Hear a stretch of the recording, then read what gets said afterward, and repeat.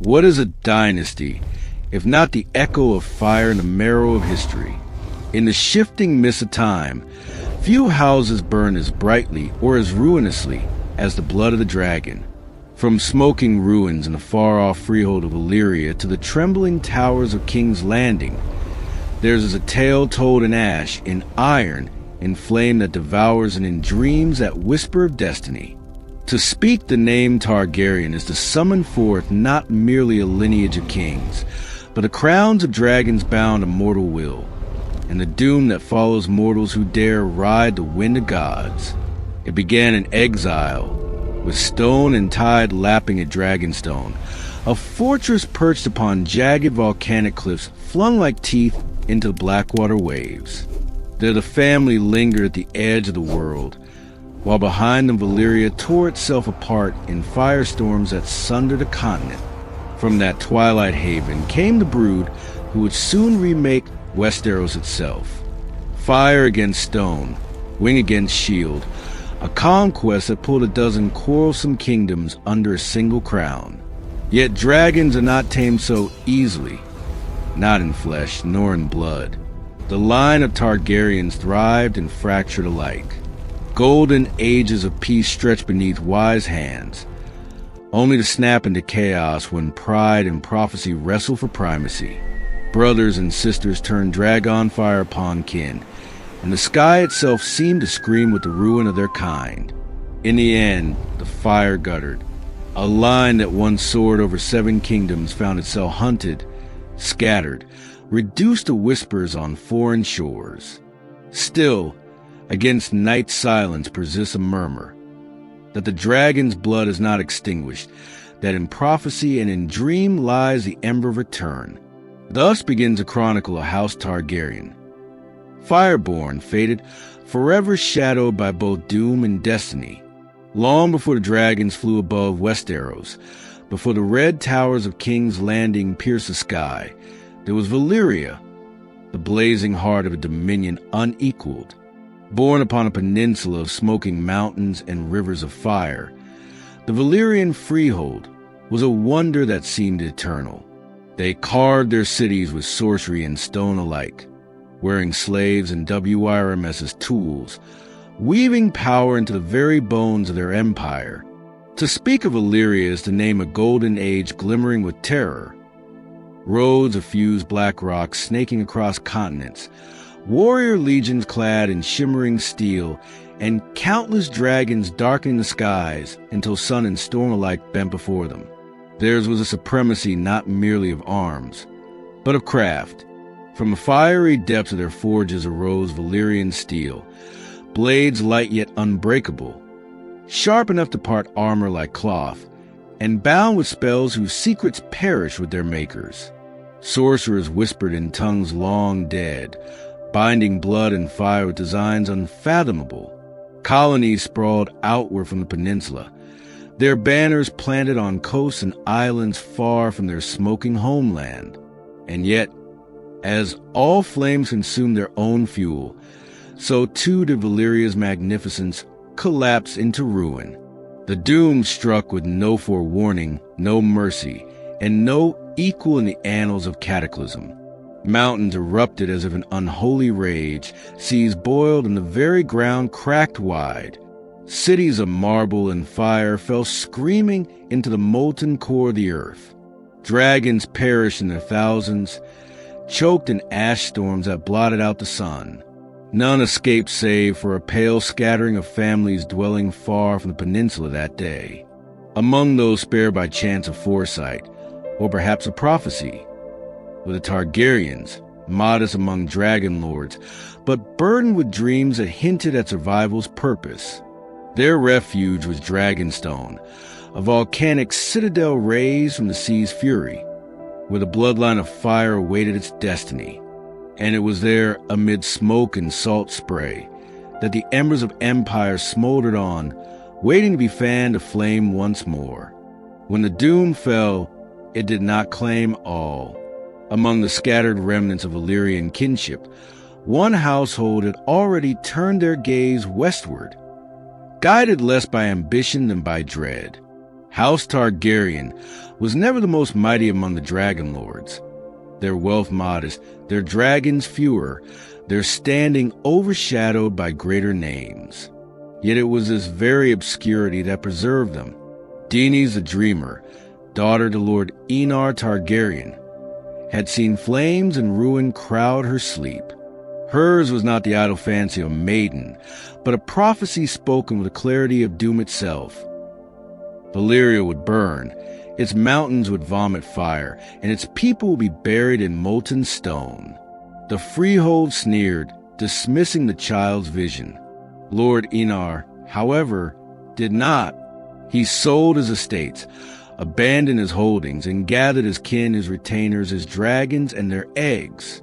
With them he sailed away, carried with him little more than his bloodline and the winged beasts that were its soul. Their voyage brought them across the narrow sea to a lonely island of black rock and smoking vents, Dragonstone, the fortress that was already raised by Valyrian craft, a foothold of freehold in Westeros, meant to guard their westernmost trade and ambitions. Now it became Targaryen refuge. Here they settled, alien and half-forgotten, while behind them Valyria bathed in the fire of its ending. The Targaryens endured.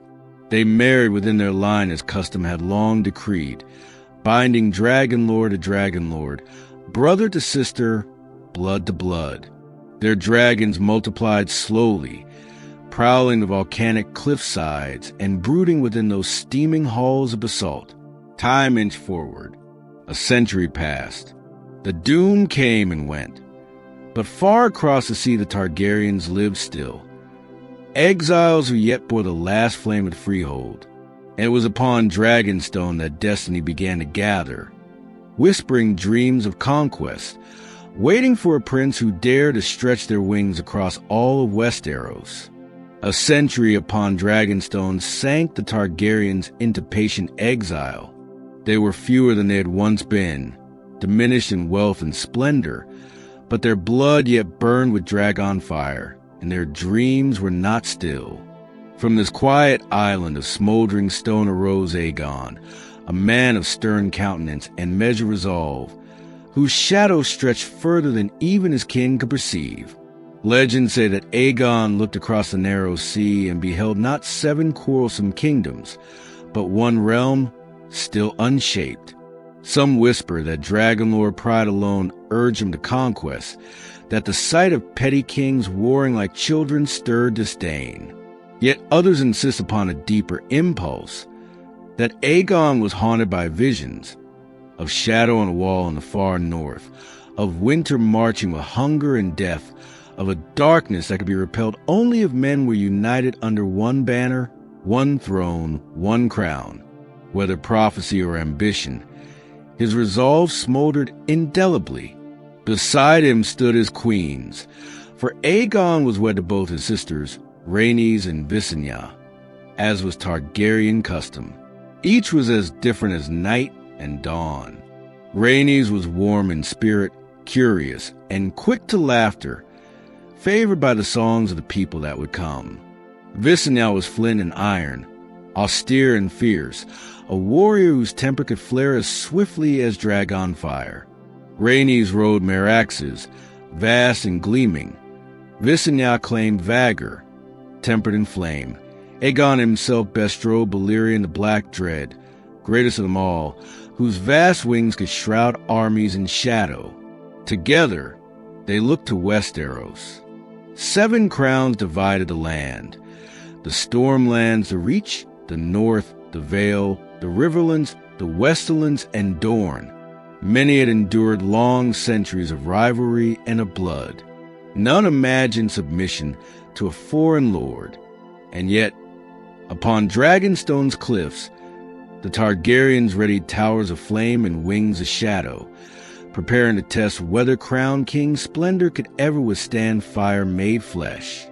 Thus the dream of conquest was born, not in madness nor in chance, but in prophecy's quiet coils. The dragons stirred, and Westeros waited, though it did not know for what. The year of fire and unification dawned when Aegon Targaryen at last resolved to cross the narrow sea. His coming would be no raid, nor a passing claim for tribute. It was nothing less than forging a realm entire, every noble crown bowed beneath one iron throne not yet built. Until then, Westeros was a land of squabbling kings, each jealous, each proud, each convinced their dominion would endure unbroken. None foresaw that 3 dragons could unmake their centuries of sovereignty within a few short years. Upon the shores of the Blackwater, Aegon chose his landing. There, where the river mouth kissed the bay, a modest wooden fort was raised, its walls soon painted deep with fire's radiance. Aegon's standard was lifted for first time above Westerosi soil, black upon red. The 3-headed dragon, symbol not merely of his house, but of the unity he sought to impose. It was a vision, at once fearsome and magnificent. Aegon divided his foes with deliberation. To the south lay Harren the Black, lord of the Riverlands, mighty in his new fortress Harrenhal, a colossal citadel of black stone towers, said to be unassailable. To the east, Queen Regent Shara Arryn shielded the Vale and her young son with high mountains and knightly pride. In the west, Loren Lannister ruled the rock and its golden mines, his banners fierce but cautious. In the Reach, King Mern Gardner presided over fields abundant, and his hosts were many. In the Stormlands thundered Argilac the Arrogant, so named for temper to rival tempests. And in the distant sands of Dorne, still untamed, sat the Martells, wily and watching. The strategy of conquest was not to meet them as one, but to strike swiftly, to divide pride from pride, until fire broke their unity and ash claimed the stubborn. Aegon marched inland with but a handful of men, augmented by his sisters, whose dragons bore both terror and awe. The first blood spilled was Argilac's. The Storm King spurned alliance, for he had scornfully rejected Aegon's terms and mocked his offers with insult. Argilac had long called himself the Arrogant, and he met his fate accordingly. Upon the field, dragon fire came like the wrath of gods. Soldiers who had never seen a dragon screamed his flesh, and shield ran in molten rivulets. Argilac fought to the last, but the storm broke not against stone walls, but beneath searing shadow. The Stormlands bent knee, their pride beaten, their lords cowed by the sight of armies undone in a single day. Further north, the river lords trembled under Harrenhal's looming towers. Harren boasted his citadel was proof against fire, stone thicker than the reach of trebuchets, walls so tall they seemed to mock the sky. But Harren forgot that fire alone ruled the heavens. On the night Valyrian descended, the air itself seemed to weep with heat. Harrenhal's towers erupted in inferno, gargantuan stone melting like butter. Men screaming as fire reached through window slits and fissures once thought secure. Harren and his line burned within their mighty fortress, slain within the very walls they had forged to outlast eternity. The river lords, freed of his iron grip, bent willingly to Aegon. Each victory fed the legend. At their side, Aegon's newly sworn lords carried word of battles decided by dragon flame, and tongues began to whisper it was futile to resist. Kings weighed pride against survival, knowing what fate awaited those who boasted of stone walls or thick hosts. Opposition would grow, for not all kings surrendered easily, but the tide had begun its inexorable rush. Nor was fire the only tool of conquest. With clever pacts and measured mercy, Aegon bound nobles who submitted to him to his service, securing lands and loyalty in equal part. Mercy where obedience was swift, fire where it was not. Such was the rhythm of unification. And yet the greatest test remained. The might of the Reach with its host of green banners and the golden lines of the Westerlands who would join them upon a single battlefield. It was there, when fire met numbers vast beyond reckoning, that the skies themselves would blaze with the true, unanswerable terror of conquest. The storm had scarcely stilled from Argilac's fall, when Westeros began to grasp the truth. Aegon Targaryen was no fleeting invader. His cause marched not on oars or ambition alone, but upon scales and wings, flame and prophecy. His banner spread across the stormlands, lords bending knee rather than follow their king to ash. Still, the realm's greatest crowns had yet to be tested. No union could claim to rule Westeros so long as the Reach and the Rock resisted, and their resistance was formidable indeed.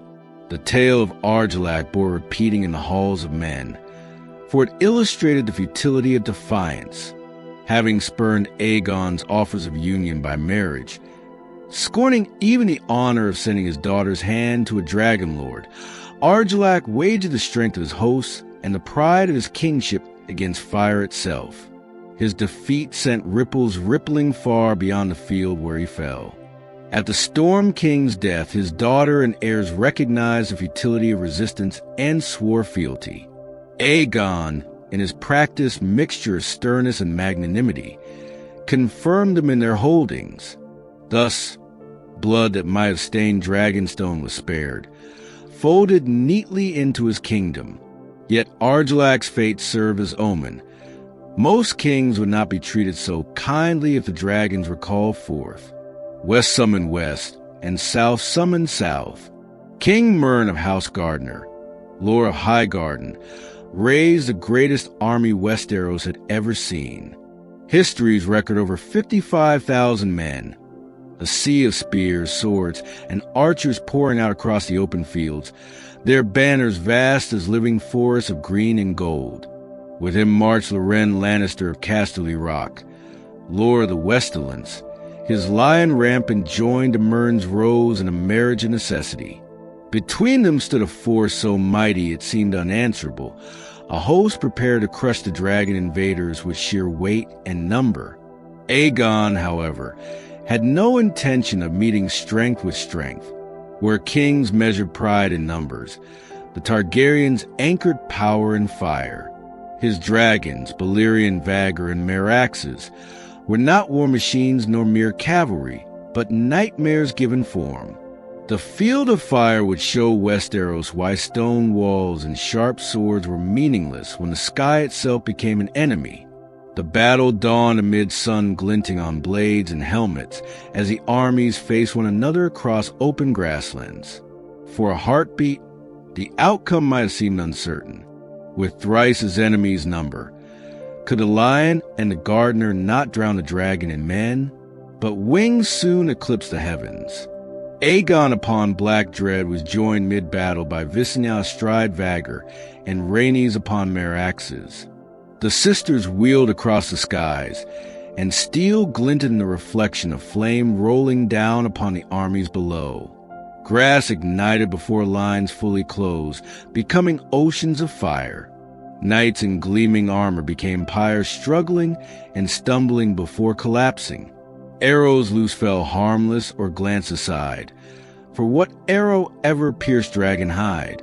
The records speak of near 1,000 knights and 5,000 soldiers killed in minutes, boiled within armor or roasted alive. Horses stampeded in terror, scattering ranks into chaos, breaking the cohesion of a once proud host. Somewhere in the inferno, King Mern Gardner burned with all his sons, his lineage consumed in the flames, the seed of his house forever extinguished. Of Gardner glory remained only ashes drifting upward to the wind. Soon afterward, the Tyrell stewards who had long served the Gardners bent the knee to Aegon, their loyalty rewarded with lands and titles. Thus were the Tyrells raised, their line anew upon Highgarden's throne. King Loren fared little better. Witnessing the ruin of his allies, he fled the flames, retreating with such remnants of his army as his flight allowed. Yet flight did not free him. The dragon lords descended in fury until he bent the knee. For wise submission, Aegon spared his lands, permitting the rock to remain beneath Lannister rule. Mercy rewarded loyalty. Fire punished defiance. So it was a field of fire named, remembered as the only battle in history where dragons were unleashed in full measure against armed hosts of men. It sealed the fate of the Reach and the West. Songs that survived long afterward told not of heroics or valor, but the terrible lesson that no number could suffice against dragon flame. Yet not all battles of conquest were fought with fire. Word of the Targaryen victories spread swiftly. The sight of Harrenhal's melted towers, the Storm King's ruin, and the Field of Fire's carnage shook even the proudest thrones. In the north, Torrhen Stark, King of Winter, summoned his bannermen, prepared to march south. But as he passed the neck with his hosts, ravens returned with word of devastation. What king dared offer meaningless defiance when thousands of armored men had been reduced to charred remains? Before Aegon's host near the Trident, Torrhen Stark chose wisdom over catastrophe. He knelt, laying his ancient crown of bronze and iron at the Dragon Lord's feet. Forever after he was named the king who knelt, mocked in jest yet revered for sparing northern lives from brutal fire. For though the Starks bowed, they preserved their bloodline, their customs, and their governance over the north. None could deny the prudence of his submission, for a lasting realm could not be forged without northern loyalty. So by fire and by reason, by conquest and by submission, Aegon reshaped kingdoms into a kingdom. 3 remained beyond his grasp. The Vale defeated in heart, though not yet in ceremony, the Isles in shifting unrest, and Dorne defiant in the sands. Still, the skeleton of empire was made. The Dragon Lord returned to his landing upon the Blackwater, now swollen into camp and city alike.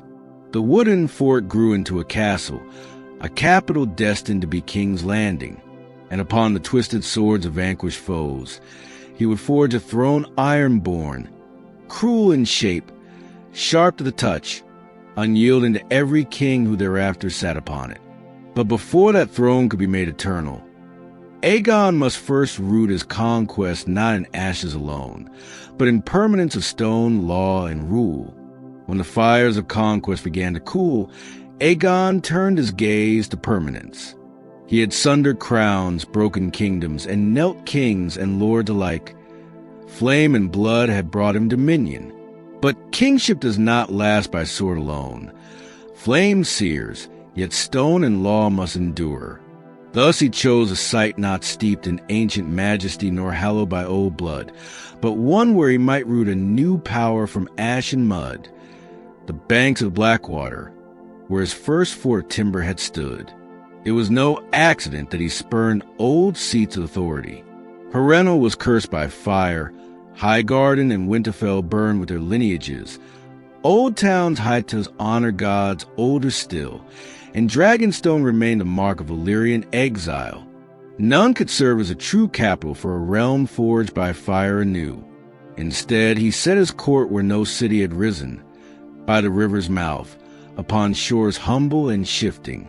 In lands of reeds and salt marsh, he envisioned the beating heart of a united kingdom. King's Landing it was called, for here the Conqueror's foot had first pressed Westerosi soil. The beginnings were meager, huts of timber and rough camps still echoing with the clash of armor, but laborers swarmed the site with stone and tools, spurred by Aegon's decree and the proximity of his dragon's watchful shadow. Soon walls would give way to walls of stone, streets carved where mud once pooled, and harbors filled with massive ships bringing goods from across the realm. In the haze of smoke and toil, a capital took shape, swelling in fits like a child that grows too fast for its clothes, yet always beneath the eye of the dragon lords who commanded it. But great cities are not merely mortar and spire. More enduring still is a power etched into its seat. From the swords of his vanquished foes, Aegon commanded a throne be forged, a symbol and warning both. Swords were gathered by the thousands, beaten free from the hands of the conquered, lifted from the corpses of kings and lords who had scorned his summons.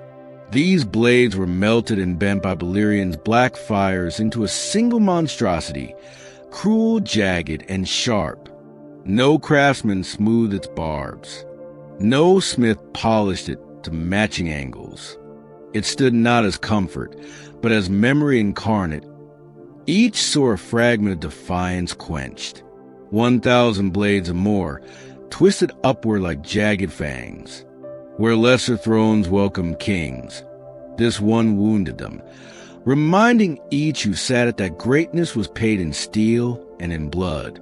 In placing himself upon the Iron Throne, Aegon named himself not merely king of this or that corner of the realm, but king of all the realm of Westeros, lord of the 7 kingdoms. Though in truth Dor never bowed then, nor would it for many long years. Men murmured a contradiction, yet the symbol held. For the first time in remembered memory, Westeros thought of itself as one. There was more yet to bind them. Aegon summoned the lords and ladies of the realm's conquered territories, confirming land for those who bent early, rewarding submission with continued rule. The old ways of inheritance and regional custom were respected, where prudence permitted, for the Dragon Lord knew well that fire alone does not govern. He married conquest to compromise, ensuring stewards in the Reach rose high as Tyrells, and that northern bannermen swore still to the Starks so their oaths now flowed upward to crown. Where mercy achieved fealty, he granted it. Where rebellion lingered, he crushed it without hesitation. The faith of the 7, invoked by Old Town's High Septon, balked at the bloodlines of the Targaryens and their customs, but Aegon bent even the faith as he bent kings. He made pilgrimage to Old Town itself, laying down sword and dragon to approach the starry September bareheaded. There he received blessing, and in blessing legitimacy, wedding fire to faith. Thus was conquest transfigured into right. The great work of kingship stretched far beyond flame. Where once Westeros had known itself as 7 kingdoms in uneasy truce, now roads began to knot together. Coin begun to unify beneath the throne's design, law to administer from one capital. Aegon's successors would inherit not merely a crown of flame, but a sprawling tapestry of governance stitched together through his mixture of fearsome wrath and measured compromise. Yet shadows lengthened still upon his reign. For though the throne was forged and the city bloomed into stature unwieldy and restless, beneath its stone and steel lived whispers that dragons cannot rule forever. Even within his line, seeds planted in fire would one day crack into ruinous bloom. And so from the jagged Iron Throne, sharp with broken blades, the Conqueror presided. His work only begun, his dynasty barely seated. His bloodline soon attest whether unity may last longer than the breath of dragons. The hammer that strikes flame must be steady, lest all be undone. Aegon's conquest had burned swiftly. His dragons carry him to power with a swiftness unknown in the chronicles of man. Yet the ruling of kingdoms was slower, heavier, demanding discipline that no dragon's fire could provide. Once crowned upon his Iron Throne, Aegon's challenge shifted from war to governance, from vanquishing foes to binding them into a realm that might endure. It is often spoken that a conqueror's greatest flaw is the inability to lay down his sword, but in this Aegon proved shrewd. Iron and blood had delivered him the throne, but it was patience, compromise, and vision that held it. The 7 kingdoms, though subdued, were not erased in their separate prides. Each corner of the realm carried histories and identities stretching back thousands of years. The North clung fiercely to its independence of spirit, bound more by the chill of Winterfell than by the warmth of southern crowns. The Ironborn dreamed still of salt and reaving. In the Reach, lords raised eyes to fertile fields and whispered quietly their old kings lost the dragon flame. Only by respecting such identities could Aegon hope to sit secure upon his throne. Thus he wove his governance between firmness and mercy. His clemency after victory on the field of fire was not an act of weakness, but design. Loren Lannister and Torrhen Stark were permitted to retain their dominions as Lord Paramounts. The West still knew lions, the North still knew wolves, but both now bent knee to the Iron Throne. In the Reach, Mern Gardener's doom might have spelled ruin, but Aegon raised House Tyrell from steward to ruler, demonstrating that loyalty and timing bore rewards beyond ancient pedigree. Ambition was thus channeled into new lines bound directly to his dynasty. Loyalty was incentivized, not merely demanded. His sisters, Rhaenys and Visenya, governed at his side, for his court was, by law and practice, a three-headed beast. Rhaenys' charm softened proud lords, smoothing harsh decrees into palatable terms, while Visenya commanded soldiers and the newly formed King's Guard with severity that brooked no insolence. It was from her hand the white cloaks of the King's Guard were born. 7 knights sworn to defend the king's life with their own, their honor meant to be unsullied, their word as steel. The institution would outlast her century, guarding kings both wise and mad, both saintly and cruel. In this fashion, Aegon's reign was not merely his own, but an Akora family, 3 siblings bound by dragons and by bond.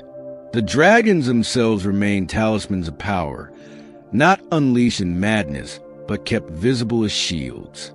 The sight of Valyrian's vast wings circling the Blackwater was a reminder enough of the crown's might.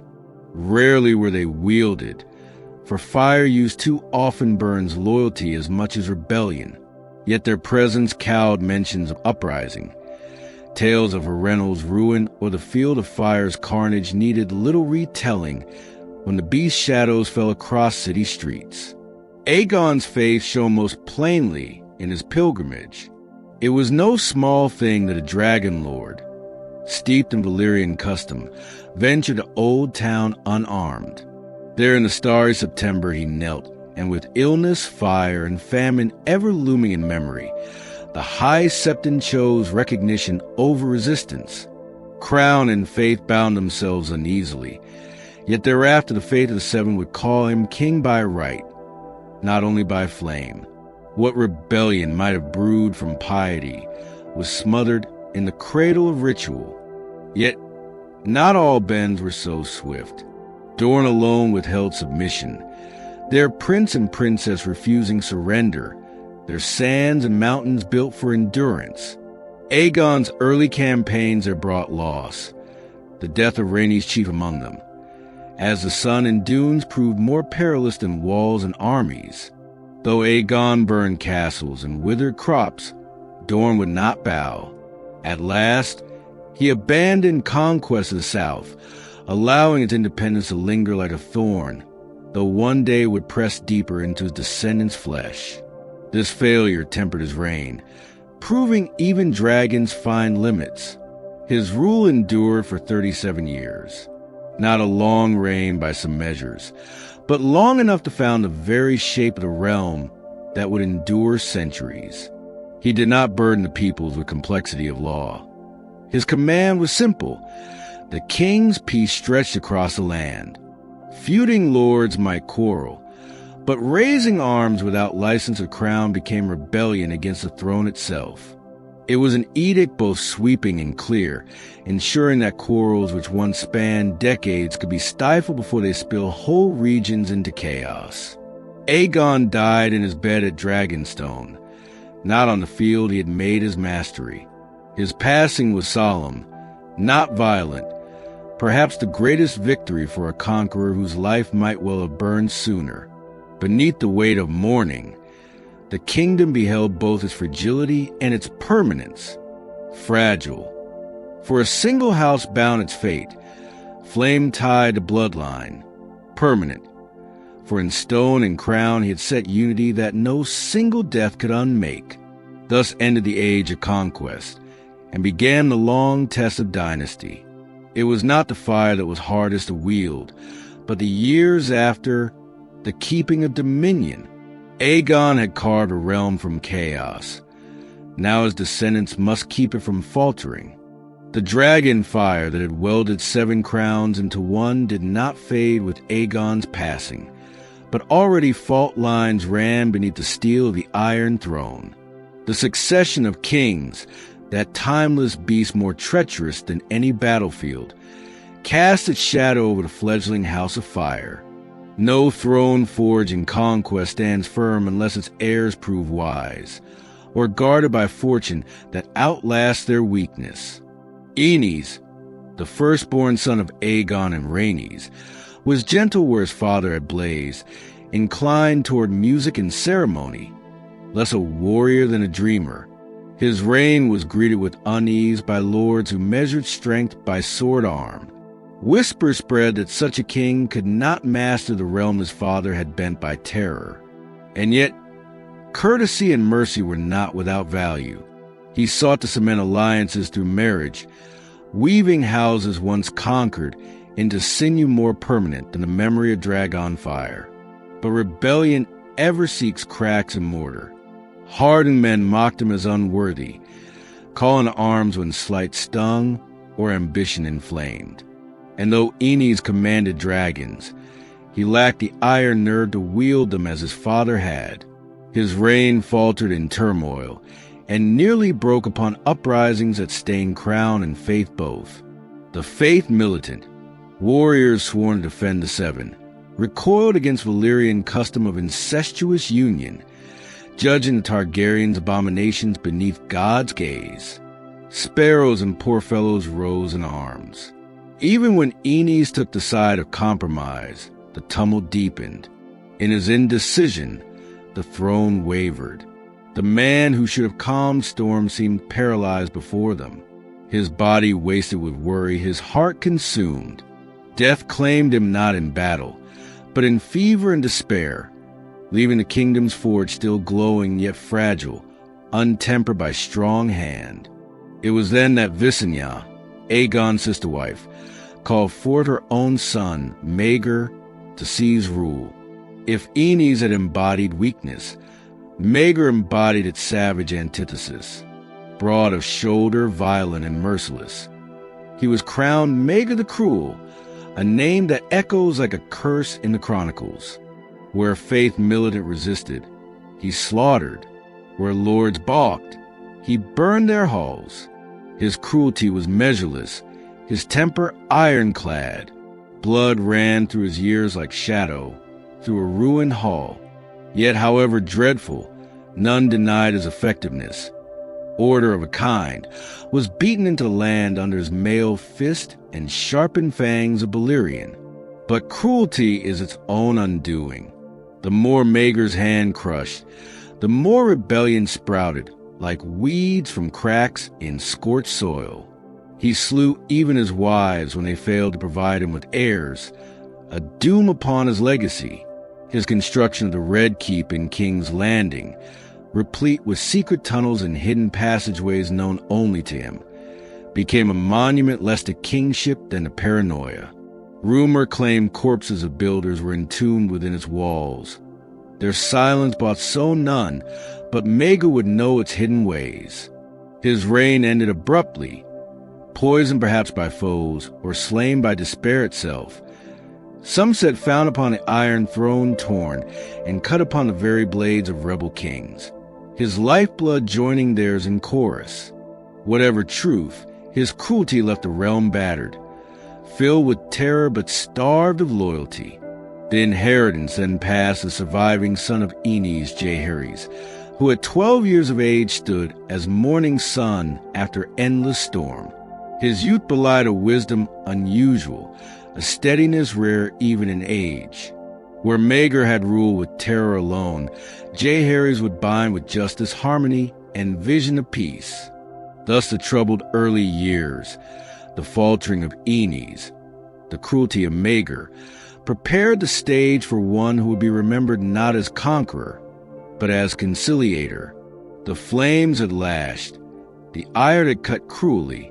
Now the realm yearned for healing hands, and would find in the boy who grew to be Jaehaerys the Wise, the father of the faithful, the Conciliator.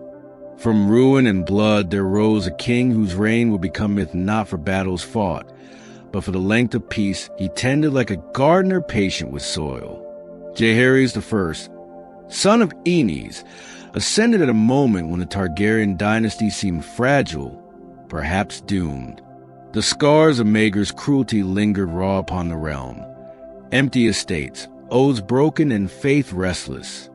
And yet into this maelstrom came a boy of but 12 years, soft in appearance, but iron within. He bore in him the strange gift his predecessors lacked. Patience fused with discipline, restraint married to resolve. In youth he reigned alongside his beloved Alysanne, for theirs was a marriage both of affection and of governance. The realm, weary of a tyrant's lash and wary of cruelty's return, looked upon them and saw promise. Where Maegor crushed the faith, Jaehaerys reconciled it. Where Maegor built the Red Keep as fortress of fear, Jaehaerys filled it with halls of governance, council, and court. Each gesture held a design, to transmute dread into legitimacy, rebellion into loyalty. Jaehaerys knew that peace is not merely absence of war, but the patient weaving of threads between lords and faith, crown and law. He abolished a faith militant not by slaughter, but by long years of diplomacy, offering compromise and honorifics until resistance faded. Whereas Uncle Maegor sharpened swords, Jaehaerys sharpened laws. The creation of roadways to bind far kingdoms, the codification of statutes to unify scattered customs, the slow knitting of disparate peoples into one fabric still called the Seven Kingdoms. His rule stretched long, 55 years upon the Iron Throne, longer than any monarch before or since.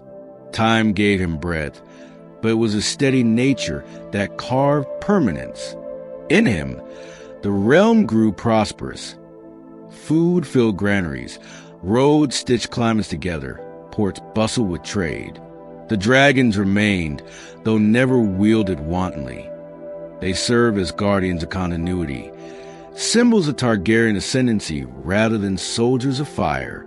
Great councils, too, arose from his wisdom, recognizing that no dynasty was immortal and no family safe from death. Jaehaerys established the first great council of lords to determine succession, preferring unity and agreement to war for inheritance. This was compromise made law, and though not all disputes thereafter were quelled, it gave precedent to order where chaos might have reigned. One must credit this foresight, for in centuries to come, when the dance of the dragon split the realm in twain, it was the echo of Jaehaerys' counsels that men invoked, even when they disobeyed its spirit. Nor did his reign pass without trial. He ruled long enough to outlive children, to feel grief of sons lost, daughters gone, and yet carried on, strengthened by Alysanne's counsel until her death. Their partnership became legend. The good queen turned the realm, listening to common folk, urging the king to grant justice, often ignored by far-flung lords. Tales of her interventions became cherished, a memory of mercy woven beside the stern crown. Together, they earned reverence beyond the dragon's shadow, a reverence born of care and order more lasting than fear. Yet peace has consequences as sharp as war. For in long quiet, dragons grew fewer, not in blood. Targaryens still married kin to kin, still bred beasts, but in significance. With no great foes to turn flame upon, they lounged, they nested. They became symbols locked in the dragon pit of King's Landing. Some whisper that fire caged too long can dim. And though Jaehaerys kept the realm steady, his death revealed what peace had concealed. Beneath surface order, the matter of succession was unresolved, and like coals buried beneath ash, strife waited only for breath to flare again. Thus, when at last the Conciliator died, mourned far and wide as the father of the realm, the years of peace gave way to a new fragility. For his line, though great in memory, dwindled in living heirs. His successors would inherit, not merely his throne, but the perilous dispute he had long sought to forestall. The realm stood prosperous, yes, but prosperity is a fragile shield against ambition. And so, in the wake of Jaehaerys, another king took the Iron Throne. Where the Conciliator bound wounds, he would unwittingly open them, setting stage for rival heirs, rival queens, and dragon against dragon in a storm not seen since Valyria itself. The death of Jaehaerys brought to an end the longest reign in the history of Westeros, and with it fell the heavy mantle of succession. Jaehaerys had lived long enough that his children had mostly preceded him into the grave, leaving grandchildren and great-grandchildren to argue lines of inheritance. When the matter of who would sit the Iron Throne came to question, a great council was called a Harrenhal, where lords from across the realm gathered, mindful of past strife and determined to avoid civil war. Hundreds of claims were spoken, but in the end the choice narrowed to two. Rhaenys, the king's eldest granddaughter through his son Aemon, stood as rightful by primogeniture. Yet her sex was cause enough for many lords to resist, and her claim carried against her whispers that the realm was not ready to bow to a queen in her own right. Instead, the lords chose Viserys, son of Jaehaerys' second son Baelon, believing consensus steadier with a male heir upon the throne. So was Rhaenys forever after known in cruel memory as the queen who never was. Her exclusion and the Lord's decision did not kindle war in her time, but it sowed seeds that would flower in later generations. Viserys ascended with kinder temperament than most of his line. He was amiable, generous to court and kin, fond of feast and company, fair and gentle. He ruled with a steady hand, though it was said he lacked the stern steel of his grandfather's judgment. Still, he presided over years of peace and prosperity, and though not as shrewd as Jaehaerys, his softer rule was welcomed. What he lacked in severity, he made up for in affability. Lords who once raged against Maegor's cruelty and winced beneath Aegon's iron hand fell at ease beneath Viserys. Yet peace harbors its own dangers, for in his reign, questions of succession once more arose, sharper than before. Viserys' beloved queen bore him a daughter, Rhaenyra, but no son for many years. He adored her fiercely, naming her heir, presenting her to court, sowing oaths of loyalty sworn by dozens of lords and knights. In youth she became a symbol, the realm's delight, riding dragons across skies with grace and strength. To many, she seemed destined for greatness, and her father's love made her cause strong as steel. But fate is rarely without irony.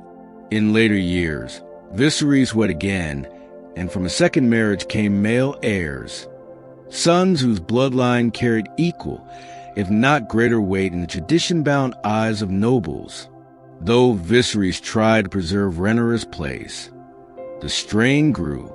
The realm cracked into camps, silent at first, but swelling in whispered chambers, those who clung to tradition of male succession, and those who held oaths once sworn to a named princess. Rhaenyra, proud and fierce, gathered allies among her mother's kin and those who cherished her father's will. Alicent Hightower, her stepmother and mother of those sons, rallied another court around her children, devotedly pressing their claim with a clarity Rhaenyra could never ignore. It was in this tension that Viserys revealed his greatest flaw. Where Jaehaerys had been willing to act decisively in choosing heirs for the sake of unity, Viserys resisted conflict, hoping affection and decrees would suffice to bind the realm. He would not envision rebellion, would not enforce with dragon fire. He lingered in faith that compromise might win over inevitable rivalry. In truth, his indecision only deepened the fissure. The court grew divided into factions, the Blacks who championed Rhaenyra and the Greens who sided with Alicent and her sons. Feasts became arenas of quiet poison, Gestures were read as insults, and courtly oaths cracked beneath the strain of opposing loyalties. Beneath smiles and banners, a dragon civil war brewed. Viserys himself, ironically, lived longer than most imagined, lingering upon the throne until his health wasted slowly away. His reign endured, his peace stretched thin but still intact. Yet all knew that upon his death, vengeance and ambition would ignite like coals long smothered. The seeds were sown in his time.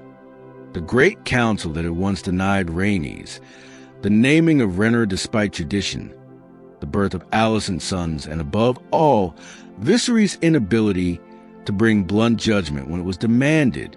At his passing, no clear compromise remained, only two truths irreconcilable, each cloaked in dragon wings and fiery blood. From these seeds would rise the storm, rage, and ruin of House Targaryen. The dance was waiting, the court was ready, and the land itself would soon tremble with the scream of dragons against dragons. The sky turned to battlefield, brothers set upon sister, and a dynasty devouring itself by fong and fire. There are wars that shake the land, and wars that bleed the sea. But rarer still are wars that steal the very sky. The dance of the dragons was not born upon a battlefield, nor from foreign threat, but from the marrow of one house and the coiling twin serpents of ambition and inheritance. To understand its fury, one must listen first to the silence in Viserys' failing years, the whispers of a court split and waiting for his breath to falter. The Targaryen dynasty seemed unshakable. Dragons nested in the dragon pit in King's Landing, grand beasts still numbering in their teens. Their fire, it was said, remained enough to hold all 7 kingdoms in trembling unity. Yet dragons mean nothing if their riders turn against each other, and loyalty means less than dust when it's clashed with blood. Viserys had named Rhaenyra his heir, and for years she bore the honor proudly, the court bowing to her as Princess of Dragonstone. From her earliest years, she carried herself as heir to empire, flying upon Syrax and learning the rituals of rule. Yet the oaths sworn in her name frayed the moment Alicent Hightower bore sons to the king. Among courtiers, the whispers grew bold. How could men bend knee to a queen when a boy of noble blood, Aegon, stood beside her? Rhaenyra, with her bright crown of hair and the fierce temper of a dragon lord, was not inclined to retreat, nor was Alicent meek. Her green gown's a banner to her party, her lineage binding her to the powerful Hightowers of Old Town. Lines of eloquence and faith blurred swiftly into lines of armed loyalty. The Blacks, as they became called, gathered those sworn to Rhaenyra, Valyrians of Driftmark, whose ships could command seas, river lords eager to resist high towers of Hightower pride, and bastard of dragon seed who clung to dragons of their own. The Greens encircled the young Aegon, with wealth of reach houses and the might of the faith dancing uneasily at their side. Viserys, blind inevitability, lived long enough to keep peace bottled still. For each time the court strained too near rupture, his frail but kingly word carried the authority of habit and law. No man would dare act while the dragon crown was still upon his brow. But time is no ally to the old. In his final years, illness hollowed him, bones withered, voice faded. Whispers claimed even his last thoughts confused, name and memory blurred, until his very words deepened the fissure. It was one final cruelty. Then his stumbling tongue, what he meant as comfort for one heir, was seized upon as prophecy for another. When Viserys at last died, the Iron Throne passed a name to one side, but proclamation is not possession. As his body cooled, the Greens in King's Landing moved swiftly, crowning Aegon with stolen haste before word could sail to Dragonstone where Rhaenyra waited. Rhaenys, the queen who never was, famously stood her ground in the Red Keep's halls, her dragon malays beneath her, blades and fire ready. But she stayed her wrath, choosing not to turn bloodshed upon innocence in that moment. She fled to her kin instead, carrying with her truth of the Green's betrayal. For betrayal it was, naked and unrepentant. Dragonstone crowned Rhaenyra their queen. Crowns rested now upon two heads. Dragons mustered two sides, and the matter of inheritance, once thought solved by law or oath, dissolved into that ancient truth. Might makes the king, and dragons measure might in fire. The prelude ended, the curtain lifted. Where blood is kin, vengeance burns hottest. And the first strokes of war would not fall upon stranger soil, but upon family, crows pecking at their own brood. The sky itself quivered, for the dragons stirred in their pits and on their cliffs, sensing the storm that would call them to war. War not against men, but war one against the other. And none who witnessed those early moves doubted that Westeros was about to face a conflict unlike any in its 1,000-year memory. Civil wars that tear kingdoms apart are brutal in memory, yet the dance was cataclysm. Never had there been war so saturated in fire and sorrow. Dragons wheeling above the fields of men, torching cities, shattering armies, and devouring the very bloodline they were meant to exalt. It was not armies alone that bled. It was the sky itself, torn by the shrieks of dying beasts who had once been thought invincible. And in the end, though the war would crown one victor, no side could be said to win, for the conflict left House Targaryen broken, its dragons diminished, and its glory cracked beyond repair. When King Viserys passed and the Greens crowned Aegon, seizing the throne before Rhaenyra's claim could be honored, the line in the sand hardened. On Dragonstone, Rhaenyra received her supporters, coronated with a crown once worn by her ancestor Aegon the Conqueror himself. Soon, Westeros knew two courts, two kingships, two banners in open defiance. The Blacks, led by Rhaenyra, stood upon the power of Driftmark's fleet and the loyalty of the River Lords. The Greens commanded the wealth and position of King's Landing itself, the Red Keep, the High Towers, and the reach of the faith. Both sides had dragons, and therein lay the unparalleled devastation to come. In those early months of war, ravens and swords were wielded alike. The Riverland declared for Rhaenyra swiftly, their oaths to their fathers naming strong and unbroken. The Vale two lean blacks, while the Reach, bound by Hightower blood, fastened to Aegon.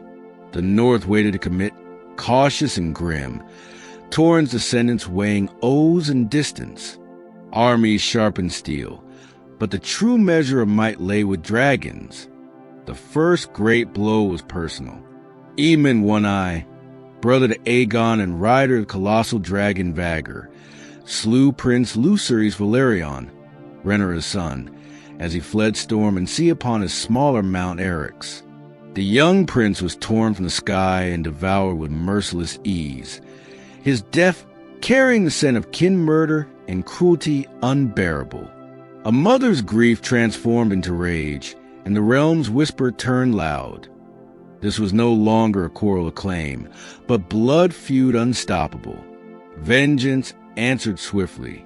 In the night, two dragon seed boys, Hugh Hammer and Ulfwhite, rose for Rhaenyra and Ser Eric Cargill, twin sworn brothers Ser Eric who fought for the Greens, perished fighting his sibling inside the very Red Keep. Blood against blood, twin against twin. The kingdom felt cursed by its own reflection. Battles flared not only upon land but above it. Caraxes and Vermax, Dreamfire and Sunfire bending flame against each other, while men fled beneath the desolation. The first true battle of fire came outside King's Landing in what is remembered as the Battle of Rook's Rest. Rhaenys Targaryen, the queen who never was, brought her dragon Meleys to face Sunfire and Vhagar together. Meleys was strong, scarlet wings broad enough to blanket the castle below, and her rider fearless. But 2 against 1 was doom. She slew fiercely, wounding both foes, but went down in a roar of broken wings and fire. Rhaenys crushed in the ruin of her mount, Her death embodied the dance, noble in cause, tragic in fall, consumed by kin who might once have stood at her side. With each clash, the commons of the realm suffered most. Armies required food, and countryside shriveled beneath pillage. Villages burned not from raiders, but from dragons locked in struggle, indiscriminate in their fire. Famine and outrage crept into the streets of King's Landing, where whispers turned to hatred against the royal line itself. Was this House of Dragons not meant to protect, not meant to embody my beyond mortal suffering? Instead, its beasts scattered ash across fields and children alike. Yet, even so, neither side bent. Rhaenyra pressed south and at last seized King's Landing itself, accepted within the gates by commons and disaffected lords alike who despised Aegon's court. She ascended the Iron Throne, her crown of flame glowing, her children beside her, steel of her supporters ringing the city. At that moment, she seemed victorious. Aegon himself was wounded and hidden away, his forces scattered. But peace built on Dragonfire's smoke, it never lasts. Rhaenyra's triumph curdled as famine deepened and coffers grew bare. The people who had welcomed her cheered no longer when bread failed to fill their mouths. To them, one dragon queen was no better than another, and their rage boiled into riot. The storm broke in what is seared into lore as the storming of the dragon pit, where enraged commons turned upon captive dragons, wielding pitchforks and clubs against gods aflame. The dragons, shackled and unready, perished in droves alongside hundreds of riders. Wings snapped, fire lashed back, and beasts who had ruled skies for centuries fell into ruin above the cobblestones of their own keep. The war closed in spirals of madness. Aegon returned scarred and fire-racked, but vengeful. Men swapped fealty with cynicism. Dragon seeds betrayed bannermen. Sons died before mothers' eyes. Rhaenyra found herself retreating from her own capital, legitimacy fading, her crown little more than steel and pain. Betrayed at last, she was captured and brought before Aegon. Legend holds she was fed to Sunfire in hideous spectacle, her screams echoing the civil war she embodied. Thus ended the dance. The Greens prevailed enough to seat Aegon II upon the throne, yet his reign was short, his health ruined, his spirit shattered. He died 2 years later, and the crown placed upon the head of Rhaenyra's son, Aegon III, grim child survivor of fire and mother's death. Victory was ashes. The Targaryens had devoured their own house, and worse, they had slain many of their dragons. By war's end, their number was reduced terribly, their majesty scarred. The dance proved the price of kinslaying and ambition's fire. The Iron Throne endured, but weaker. House Targaryen endured, but diminished. The realm endured, but with mistrust. Fearful now not only of rebellion, but the very dragons who once bound them in awe. Peace would return in name, but never fully in spirit. The sky that once thundered with wings lay quieter now, and in that silence, the future waited with claws of its own. The dance of the dragons ended not in triumph, but in exhaustion, and the landscape it left behind was neither whole nor healed. The war had consumed the realm's nobility in civil strife, its people in hunger and despair, its skies in fire that blackened all beneath. For House Targaryen, though their banners still flew, their faces fell hollow as if a shadow had made its home within their very blood. To the Iron Throne came Aegon III, known to history and bitter truth as Aegon the Unhappy. He was young, scarcely more than a child, having been carried from flight to flight as his mother fled collapse. He had seen fire claim siblings, had felt hunger gnaw in King's Landing streets, had watched fear replace love among those who swore the Targaryen name. He witnessed, too, the torment of his mother's end, the hatred of kin slaying kin. From such a crucible no child grows without scar. Though crowned king, he found no joy in his inheritance, hence the epithet he carried to his grave. The greatest wound, however, was not of bloodline, but of dragons. The dance reduced their numbers horribly. Once they had been the roar of Targaryen sovereignty, beasts roaming cliff and pit, their line secured as the eternal foundation of dynasty. But in flames turned against themselves, dragons perished by sibling flame, or were struck down in the storming of the dragon pit, or vanished into wounds never healed. Only a handful remained, and those weakened, bred smaller, frilier, as if despair itself had entered their veins. The dream of dominion over skies did not merely dim. By degrees it extinguished. When the last dragon of that age came sickly and crook-winged, all knew it. The age of dragons had ended. Aegon III carried that legacy. He was not cruel, but his melancholy cast a pall across all he touched. He shunned dragon fire, despised tournaments, luxuries, and feasts. He ruled because duty demanded it, because his bloodline required it, not because his heart bore ambition. In governance, regents and lords held greater sway than the boy who wore crown and robe. And perhaps that was mercy, for had he been tyrant or fool, the realm still fragile from civil ruin might have cracked further. Yet even in his grim reign, seeds of quiet restoration were sown. Peace returned haltingly. Lords war-weary bent to laws and compromises enforced by precedent of the sword no longer flaring. Reconstruction began. Villages rebuilt, harvest coaxed again from ash-thick soil, coffers trickled full once more. While dragons diminished, the mechanisms of kingship grew more human, less divine. No dragon fire enforced oaths any longer, only the careful weight of words, marriages, and coin. Thus the Iron Throne began its long transition from a symbol of untouchable dragon lords to one monarch among many, mighty still, but now constrained by mortal weakness.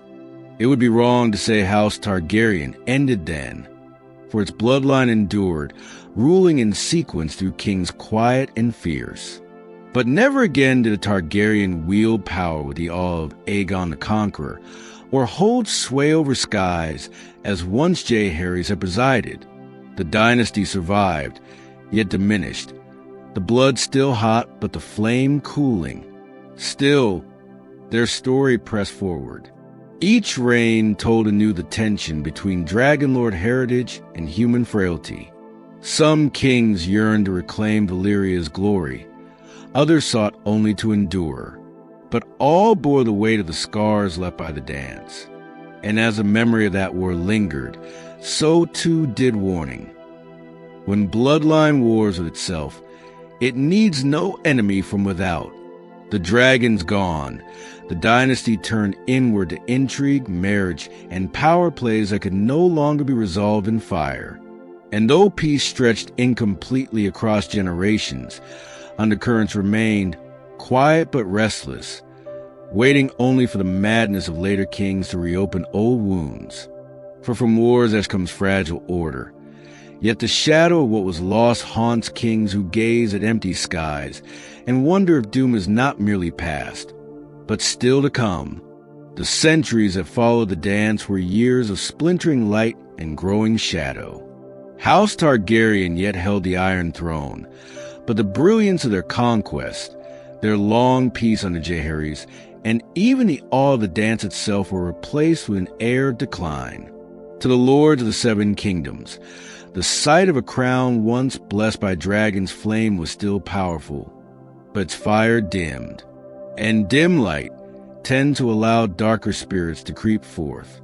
Aegon III's brood left heirs, but they were heirs without dragons. Where once the houses of Westeros had bowed their heads in reverence to fire made flesh, there remained now only memory. When no dragon's wings cast shadow over keeps and castles, daring grew among lords ambitious, and respect waned even for a dynasty that had once embodied godlike might. Still, rulers came and passed. Sons of dragons clutching at a legacy none could truly renew. Some governed with fair hands, others with neglect, and still others with tempers brittle and cruel. Aegon IV, whom men call the unworthy, remains infamous among these later kings. Heavy of appetite, careless with power, and given wholly to lust and excess, he dishonored crown and kingdom alike. His reign saw not only decay of virtue in court, but the spreading of seeds that would sprout chaos long after his death. For upon his passing, he legitimized all his great bastards, men of Targaryen blood, but not a Targaryen right. Among them rose the Blackfyres, who for generations afterward would claim false crowns and plunge the realm into bloody rebellions. Thus Aegon's indolence and pride lived longer than his flesh, echoing through centuries in wars of ambition carried on by children who should never have been loosed to contest the throne. Yet not all were ruinous. There were kings who sought to heal wounds, who struggled to rebuild a sense of unity even as dragons no longer circled overhead.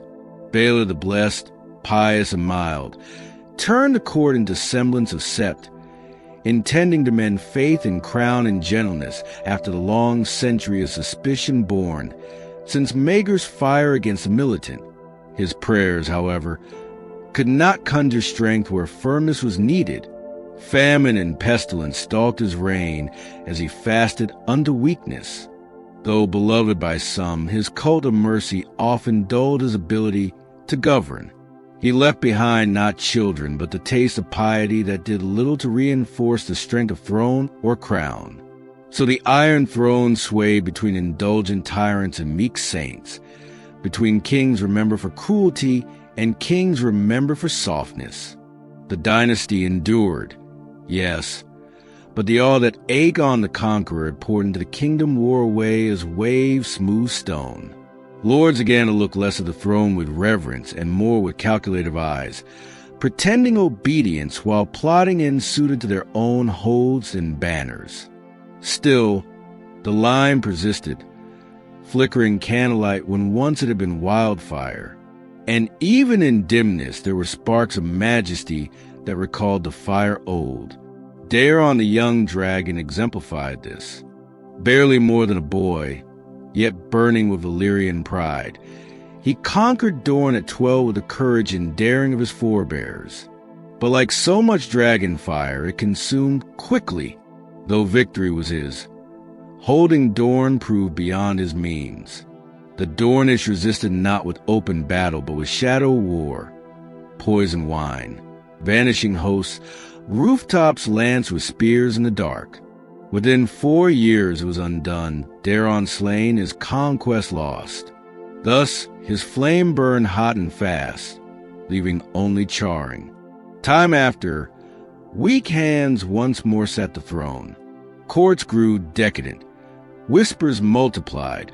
Rival claimants found lords eager to test treachery when the dragon's aura no longer cowed them. Blood and law still bound the dynasty together, but always precarious, always as if one breath might topple entire. And yet one truth persisted. However weak their kings, however cruel or pious or wasteful, the name Targaryen still wrapped iron around the 7 kingdoms. For lords remembered the field of fire, even as it grew distant. They remembered Valyrian's shadow, though none lived who had witnessed it. They remembered a world where dragon fire laid waste to all who stood in defiance. Even as the beasts died, the myth lingered, and myth alone was often enough to hold men back from war. But myths cannot hold against every tide. As centuries waned, destiny gestured toward a king who would not be simply gluttonous or foolish, but a man who sought greatness, who yearned to stand beside names like Aegon, Jaehaerys, and Daemon, but would instead drive his dynasty into its most catastrophic fall since the doom of Valyria itself. His name was Aerys, styled to second his line, but remembered by history with another name, the Mad King. So the wheel of fire turned. From conquest to conciliation, From dance to decline, the story curved now toward madness. And beyond that madness waited rebellion, and beyond rebellion, ruin. The line of the dragon had weathered centuries of decline, yet still clung to the Iron Throne, brittle though the whole became. When Aerys, second of his name, was crowned, it seemed to many that fortune might at last lift the dynasty once more into glory. He was young, handsome, spirited, and charming, dashing at tourney fields and dazzling in council with wit and ambition. His queen, Riella, bore him heirs, and his court glittered with the promise of renewal. Lords who whispered a Targaryen weakness were quelled by his presence, believing perhaps the age of true dragon majesty would dawn again. In the prime of his youth, the Mad King was not yet mad. His early reign sparkled with possibility. He spoke grandly of rebuilding cities, extending fleets, and summoning greatness that might rival Aegon the Conqueror's legacy. He commissioned festivals to delight the commons, sought favor with the faith, and dreamed of bringing innovation and spectacle to King's Landing. It seemed, for a flicker of years, that new vigor had poured into a tired dynasty, and that the weight of centuries might be lifted from the crown's bent shoulders. Beside him stood Tywin Lannister, his childhood companion, and in short order his hand of the king. Tywin's stern command, his ruthless efficiency, and his unflinching pragmatism ensured that Aerys' visions had means and coin to be realized. Where Aerys inspired, Tywin enforced. The pair appeared as a balance, the warmth of the dragon tempered by the cold lion. In those years the realm prospered, the royal coffers filled, and roads were safe enough that peddlers spoke with trust and merchants rode golden with goods. And yet, as so often in the story of Targaryens, time warped promise into tragedy. For Aerys' vanity and suspicion grew with his crown. He delighted in spectacle, but balked against any who seemed to overshadow him. Tywin's brilliance, praised by lords and needful to governance, began to chafe at Aerys' pride. In every whisper of admiration for the hand, Aerys heard mockery of the king. Perhaps it was but mortal insecurity. Perhaps it was seed of a deeper fire smoldering in his bloodline. Whatever its cause, admiration slid into resentment, and resentment began its slow turn toward paranoia. His reign grew darker after a fateful event, his capture during the defiance of Duskendale. Daring lords of Duskendale held the king hostage within their walls, and for months the realm quaked with uncertainty. Released at last only through the valor of Ser Barristan Selmy, who risked all in secret rescue, Aerys was freed, but never healed. The king emerged from prison gaunt, fearful, altered as if shadow had seeped into him. Thereafter, he trusted no man fully, not even Tywin. He came to believe his people circled him with knives. Where once he dreamed of cities, he dreamed now of betrayal. Where once he spoke of unity, he muttered of fire. Thus was born the Mad King, though his descent came not in sudden plummet, but in faltering steps further into the furnace of his mind. Where fear ruled him, fire followed. He whispered to pyromancers of the Alchemists' Guild, men ancient and secretive in their worship of wildfire, a liquid flame said to burn hotter than dragon fire itself. He grew enamored with them, preferring their counsel to his own lords, storing their jars of wild green blaze beneath the city in hidden caches, his destruction sleeping within the very walls of his capital. It was not all darkness yet. His queen bore him children, and among them was Rhaegar, prince of silver hair and song. The boy shone bright enough to stir hope. Rhaegar, melancholic yet brilliant, devoured histories and prophecies, whispering of ancient destinies, of Azor Ahai reborn, of the prince that was promised, of fire against night eternal. His presence brought relief to lords who looked upon his father's volatility with unease. Here, they thought, was a true heir, dragon blood with scholars' wisdom and warriors' great promise. But Aerys' decline overshadowed all. Tywin was slighted, his warnings disregarded. His daughter refused as bride to Rhaegar. Relations between Hand and King shattered. The court whispered openly of Aerys' unpredictable temper, his cruel delights. Lords began to dread, not respect him. If he laughed, men feared the lash. If he wept, they wondered whose blood might fall next. His punishments grew ghastly. Burnings were once there were trials. Ashes were once there were pardons. Whispers turned to pleas, then to hatred. King's Landing, that great city of fire and ambition Aegon had chosen, became a place of terror under the watch of a monarch who heard betrayal even in silence. Here the dynasty began its final plunge. Fire no longer bound the Seven Kingdoms. It consumed them. Aerys dreamed not of rule but of pyres, not of peace but of wildfire. It was said, he muttered even in council, that he wished to be remembered as the King of Ashes. If ashes alone were left to him, nobles recoiled, commons trembled, and among the young lords of the realm anger kindled to fury.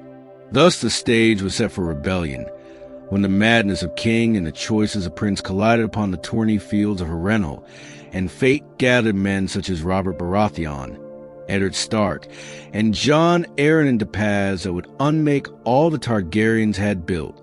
The skies were empty now, dragons long gone, their fire but memory.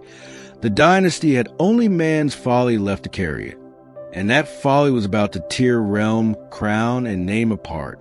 The spark that burned down House Targaryen's 2 centuries of rule came not first from armies or open proclamation, but from a prince and a maiden at a tourney field. In the year of the great tourney at Harrenhal, lords and knights from every corner of the realm converged on the ashes and stones of Harren's monstrous hall. It was meant to be spectacle and splendor, a reminder of chivalry's beauty and the lavishness of the Targaryen crown. Instead, it sowed the seeds of ruin. Prince Rhaegar, firstborn of Aerys and future of the line, entered the lists with his usual air of solemn confidence. A man of both fighter's skill and singer's voice, he had long drawn reverence among commons and lords alike, seen as the healer the realm might one day require. Yet it was here, before all gathered banners, that he acted in a manner that forever altered history. When he claimed victory, he rode past his lawful wife, Elia Martell of Sunspear, and placed a crown of winter roses in the lap of Lyanna Stark, the wolf maiden of the north, already betrothed to young Robert Baratheon. This public declaration silenced the field into shock. A prince's favor might have been innocent, but all present knew it as something deeper. When Lyanna vanished months later, some said she went willingly, others that she was stolen away. Truth or abduction mattered little. To her kin and betrothed, the deed was unforgivable. Rickard Stark, Lord of Winterfell, and his son Brandon rode to King's Landing to demand her return. They walked not into justice, but into madness. Aerys had them seized, Brandon strangled before his father's eyes. Rickard burned alive in his armor, while the court watched in horror. The Mad King's cruelty lit fire to all restraint. Rebellion was born in blood and ash. Eddard Stark, Lyanna's younger brother, raised banners in the north. Jon Arryn, overlord of the area where Stark and Baratheon's sons had fostered, refused Aerys' murderous demand to surrender his wards, instead calling upon the Vale.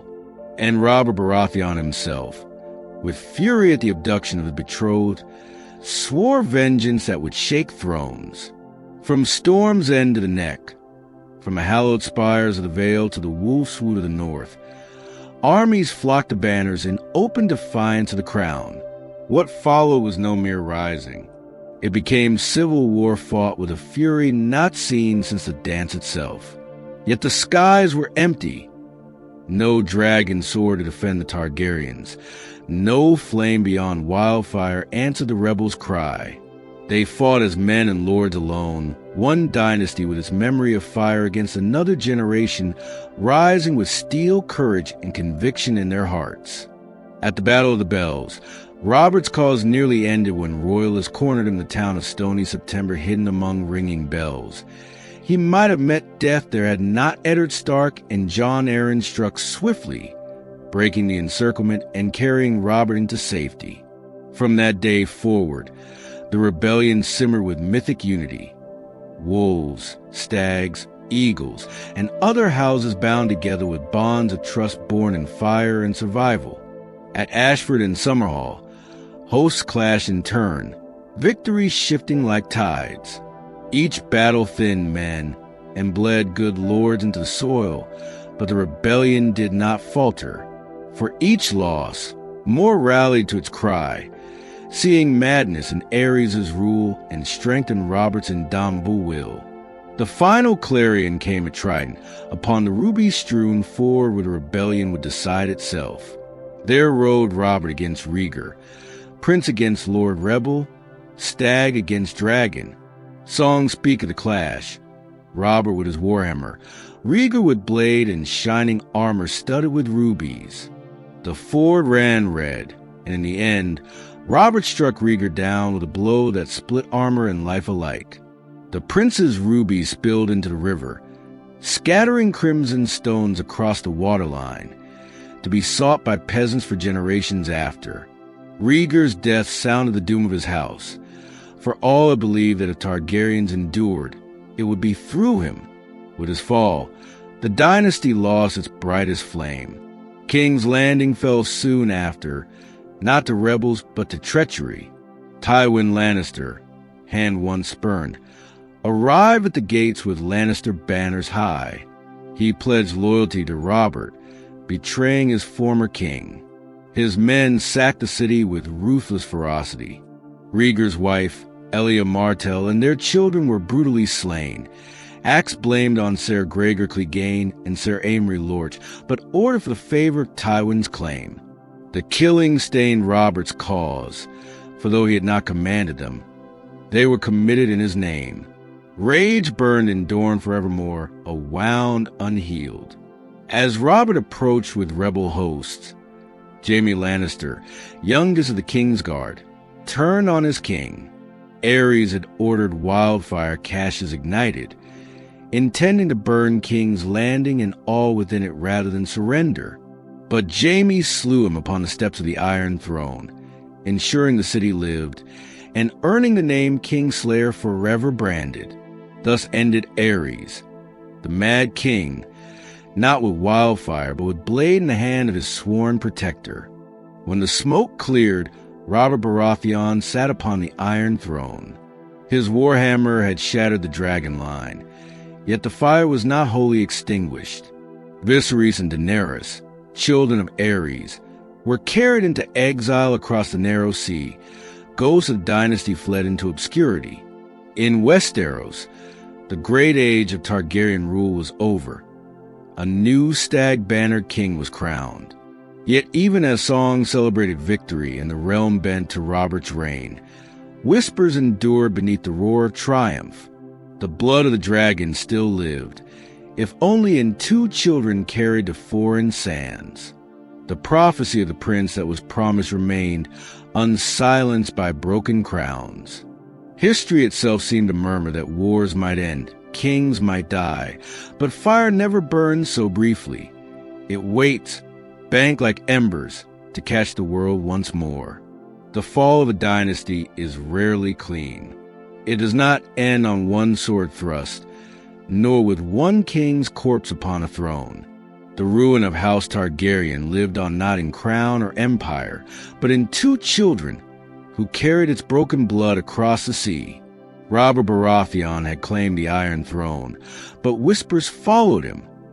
The last dragon lords had not been wholly extinguished.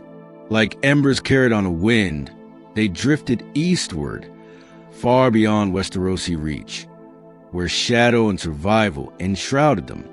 Viserys was scarcely a boy, Daenerys, but an infant when loyalists spirited them from Dragonstone ahead of Robert's host. The island fell. Their throne room keeps surrendered, yet smothered away the exiled prince and princess.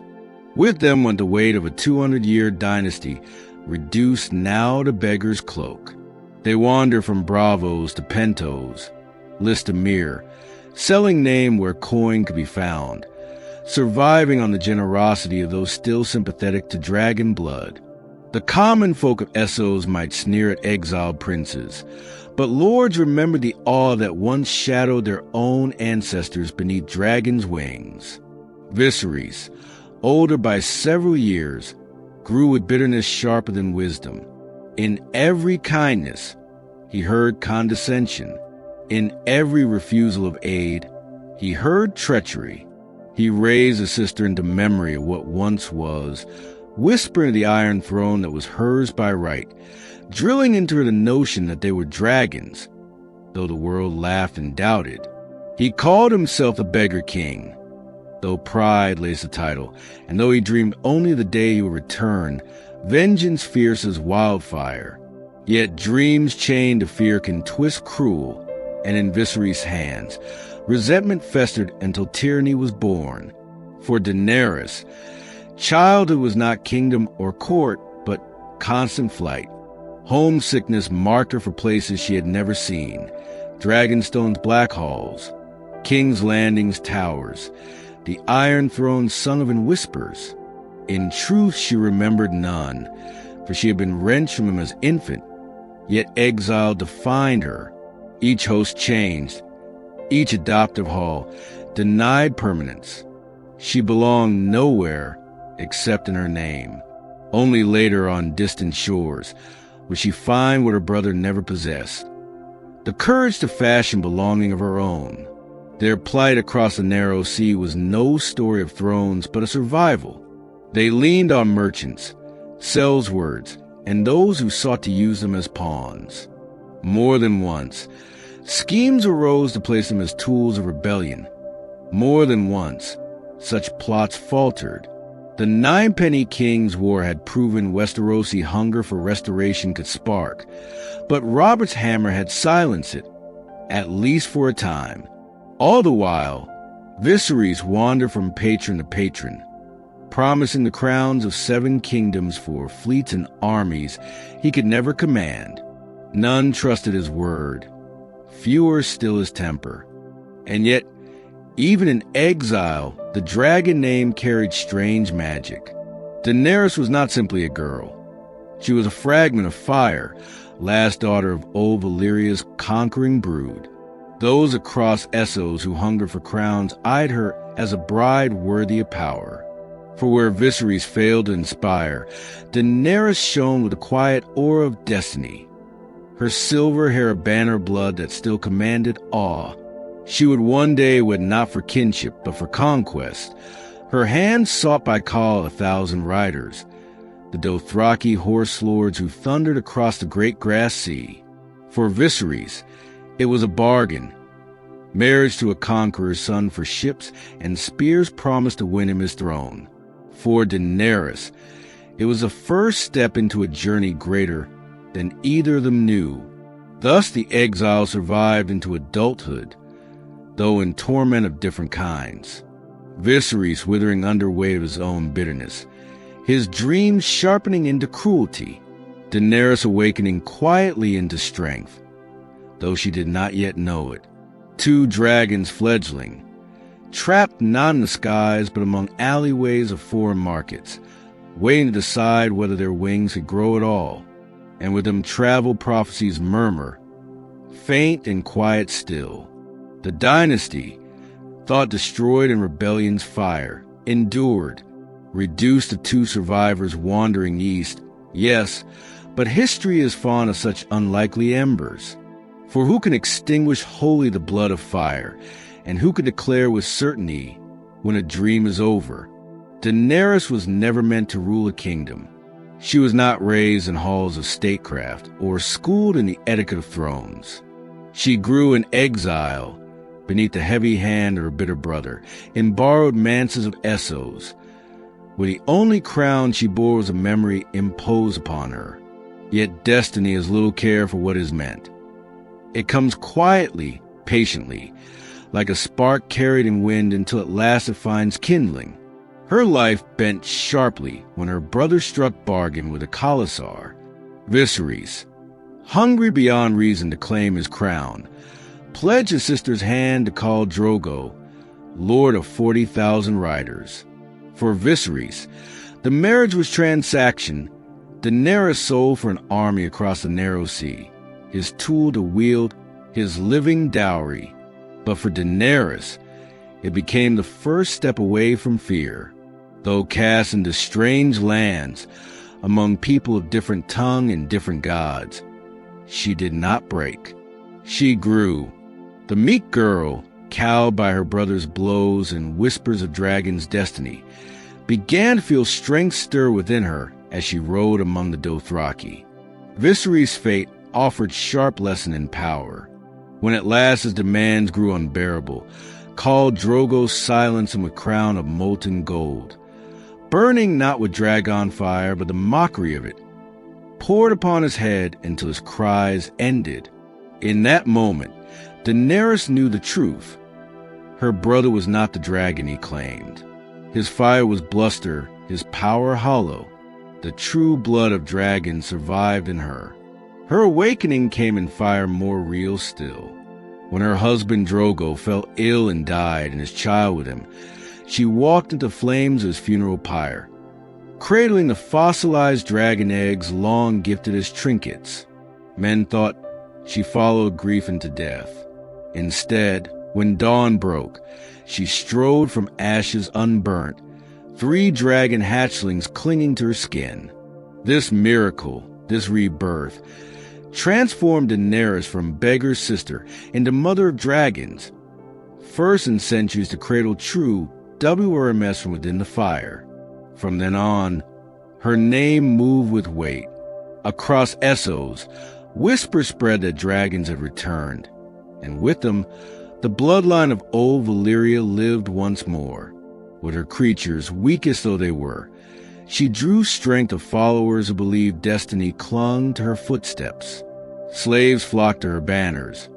Freed by her will, her vision claiming not only crowns but justice.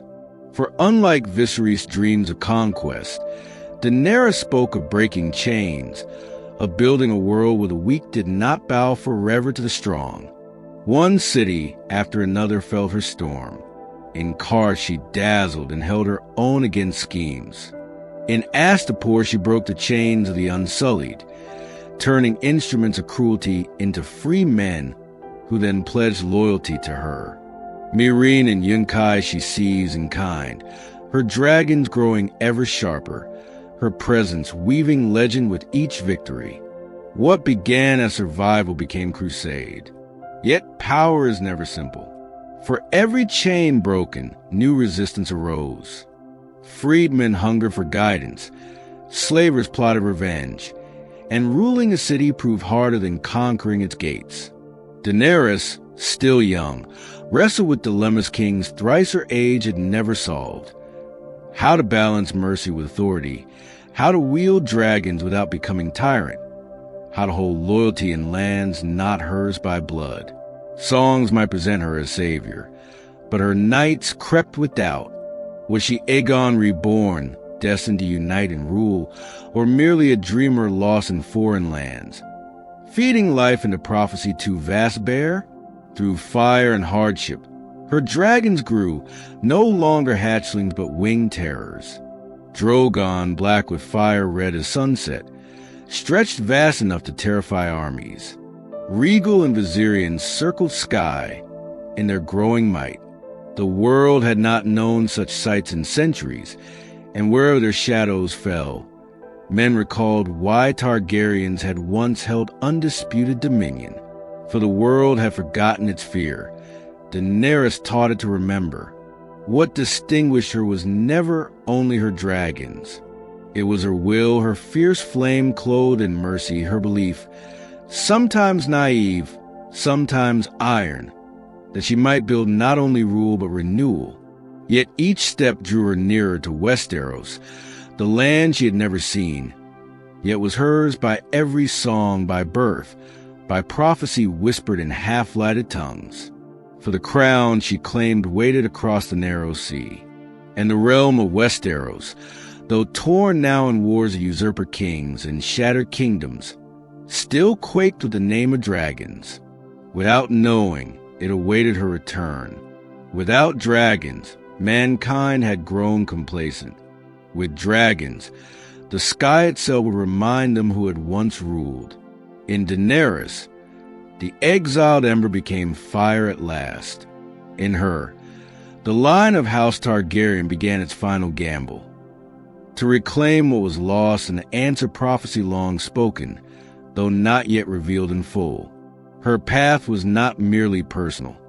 It was history bending, fate coiling, as if the ghost of Valyria itself walked beside her, and always, upon her shoulder, perched the hiss and whisper wings that had not sung since the dance.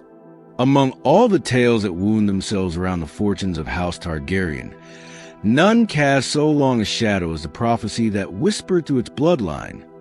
The coming of the Savior, a warrior reborn from fire, known in half-remembered tongues as the Prince that was promised.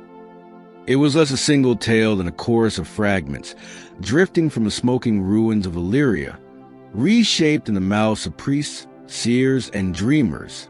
Its power did not lie in clarity, but in ambiguity.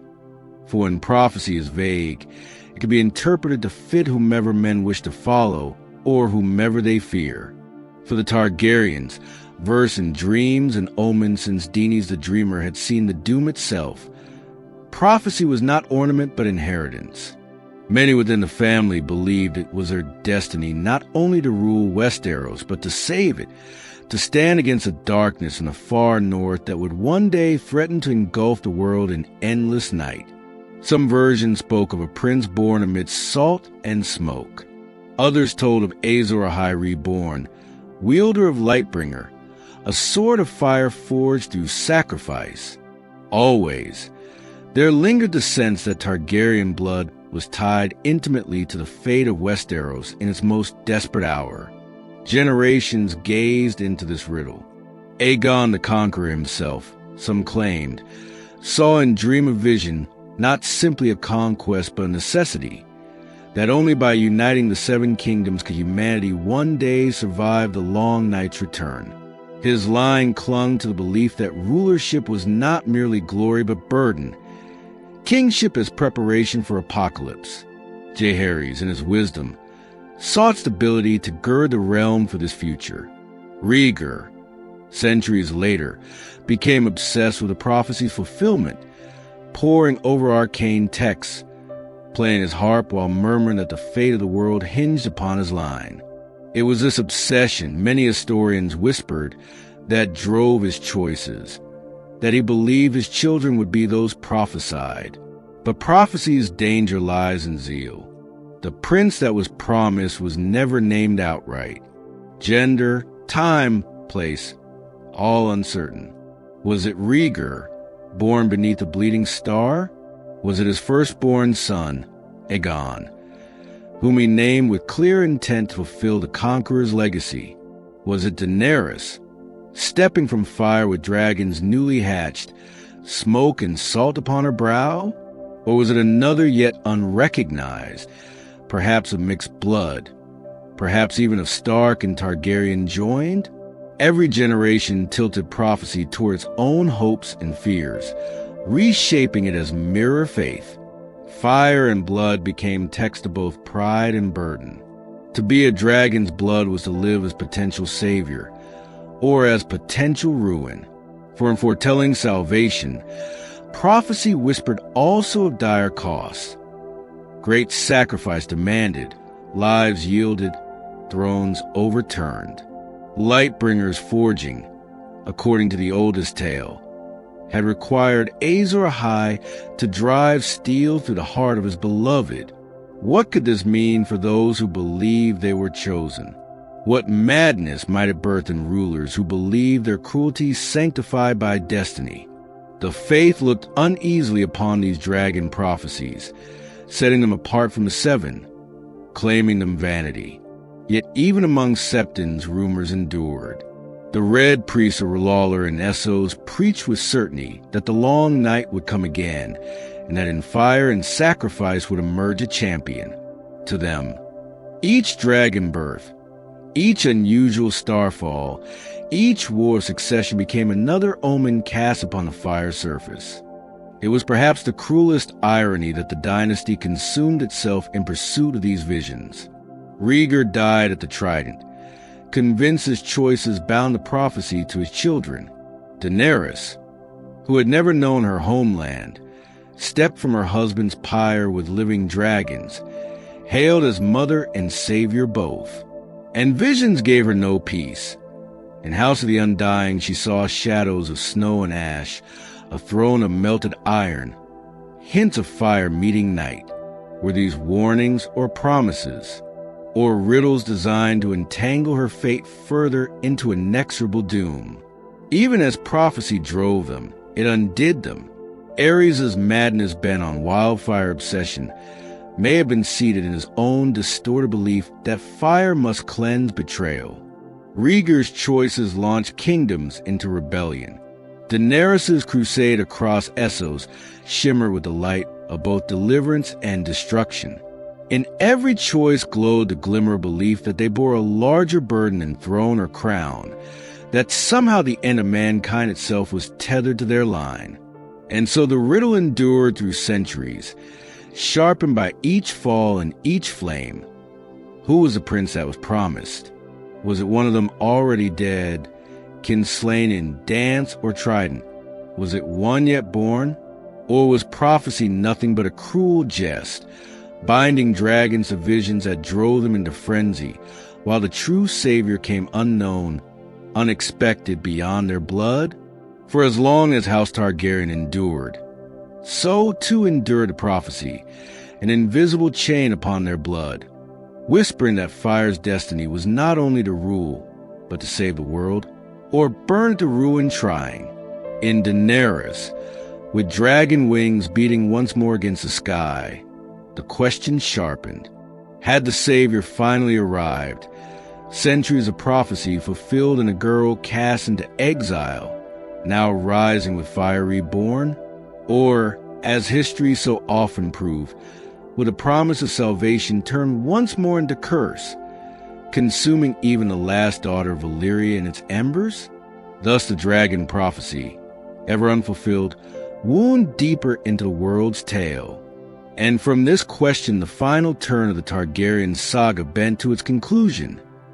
Legacy without dragons upon thrones, but with their whispers echoing in ruins and dreams. Dynasties rise like flame, sudden, bright, unassailable.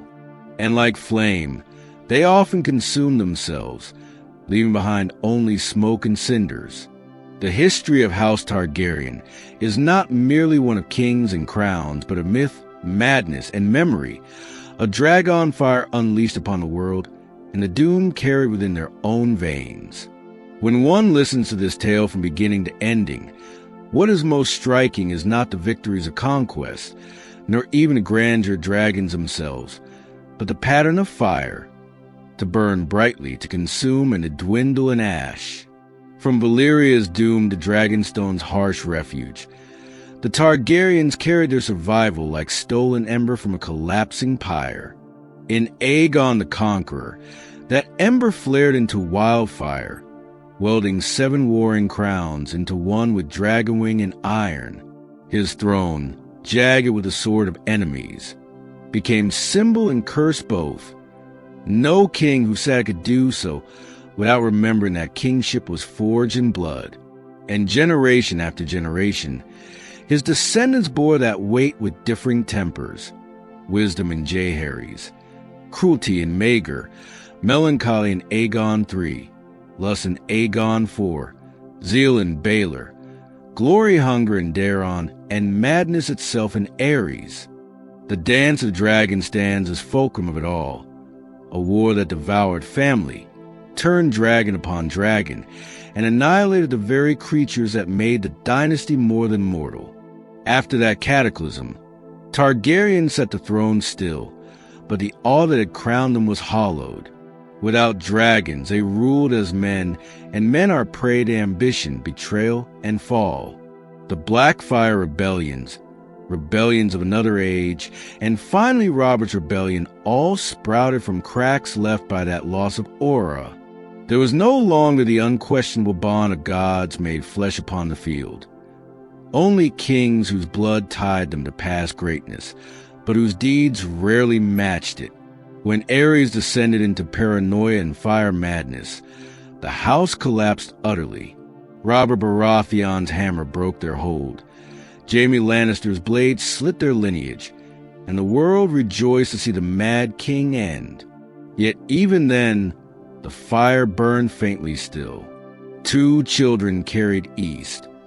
Viserys bitter and brittle, Daenerys unknowing but destined. Their exile was less a conclusion of their story than its reduction to a whisper, a faint murmur of heat glowing in ash.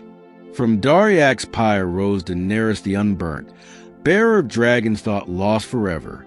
Her rebirth changed everything. For centuries Targaryens had been keepers of memory. Now once more they were makers of destiny. 3 dragons screaming into the skies of Essos reminded the world that history was not dead. Her conquest across Slaver's Bay bound the myth of fire to the hope of liberation. Yet the questions raised by her ascent carried sharp edge.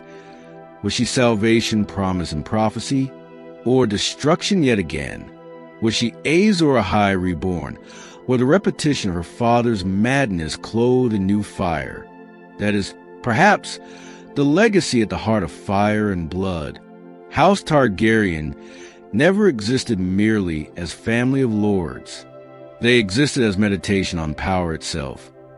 How brilliance and cruelty so often share the same ember. How dragons can bring both deliverance and annihilation. How prophecy inspires and ruins equally.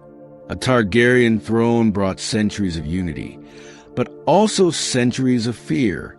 It bled the realm for generations, and yet without it, would Westeros have ever stood against what might yet come in the cold of night? For the prophecy does not die with dynasties fall. Rhaegar's harp songs, Aegon's old dreams, the mutterings of seers and red priests across Essos, all speak still a hero born of dragon blood, meant to wield flame against night eternal. Perhaps Daenerys, perhaps another, perhaps prophecy itself is shadow cast by human yearning. That uncertainty is the truest legacy, a line of kings and queens who never fully knew whether greatness was destiny or delusion, whether their fire was blessing or curse. In the end, House Targaryen leaves behind no simple lesson. Their ruins stand in melted towers at Harrenhal, in the shattered stones of Harren the Black's folly, in the broken dragon pit where commons once rose. Their memory glows in songs of rebellion, in dreams of return, in whispers carried wherever silver-haired children are born. They are at once saviors and destroyers, tyrants and visionaries, dreamers and monsters. The Iron Throne, forged from flame, remains sharp reminder their hold. Cold steel twisted and unyielding, a seat where no king may sit comfortably. It is symbol of their truth, not destiny full of bliss, but fire sharpened into double edge, cutting even those who wielded it. And though dragons may be gone, long shadows still crawl across Westeros. Legends stir in the north, rumors spread of long winters and white shadows marching from beyond the wall, and prophecy sleeps uneasily. Whether Targaryens return in fire triumphant, or whether their name is sung only in fading lullabies, one truth endures. Fire is never entirely extinguished. It smolders in ash, it lingers in dream, and it waits, always it waits, for wind to wake it again. Thus ends their chronicle, House Targaryen, Dynasty of Dragons, a legacy written in fire, remembered in blood, mourned in ash and feared still in dream. All stories of fire must, at last, give way to quiet. The roar of dragons fades, their shadows thinning like smoke as the evening wind scatters what once burned bright. The Iron Throne, sharp and cold, stands still in its hall, but its edges glint now only with memory. Too many kings sat upon it proud, too many queens dreamt upon it fierce. Yet each left behind only echo, their voices swallowed by stone, their crowns buried in dust. The ruins of Harrenhal brood in silence, melted towers sagging like the bones of giants. The Red Keep whispers with hidden tunnels, chambers built by paranoia long past.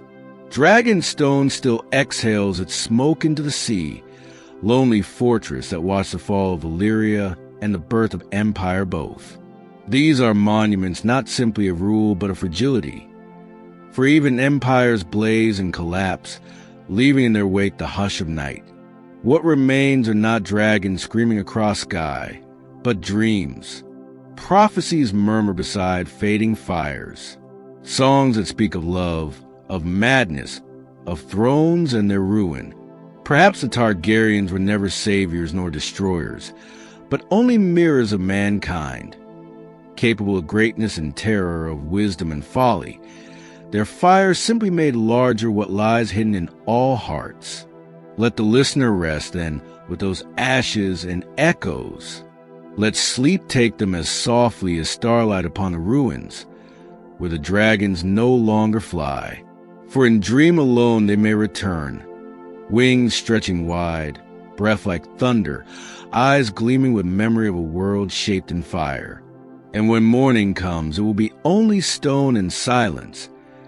Yet the faint warmth of ember will remain, as it always does, waiting within imagination. So drifts the chronicle into night. Fire subdued, blood remembered, dreams lingering on.